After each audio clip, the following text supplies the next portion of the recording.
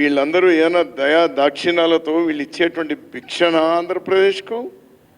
ఈ తెలుగుదేశం పార్టీ ఎంపీలు, ఈ కేంద్ర మంత్రులు, ఈ ముఖ్యమంత్రి వీళ్ళ దయా దాక్షిణ్యాల మీద వీళ్ళ భిక్ష కోసం 5 కోట్ల ప్రజలు చూడడం లేదు అనేటువంటి వాళ్ళు. రాష్ట్రాన్ని విడదీస్తున్నప్పుడు ఎవరైతే నోరు మూసి కూర్చున్నారో వాళ్ళు ఇవాళ నోరెత్తి మాట్లాడుతున్నారు.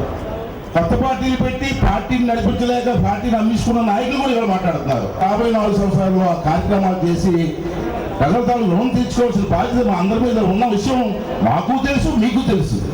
అంచేత అంచెలంచెలుగా కార్యక్రమాలు చేసుకొస్తున్నాం. అయ్యా, మీ తాలూకా ప్యాకేజీలు అక్కర్లేదు, మీ పంపకాలు అక్కర్లేదు. ఈ రాష్ట్రానికి కావాల్సింది ప్రత్యేక హోదా. తద్వారా వచ్చిన అభివృద్ధే ఈ రాష్ట్ర ప్రజలు కాంక్షిస్తున్నారు.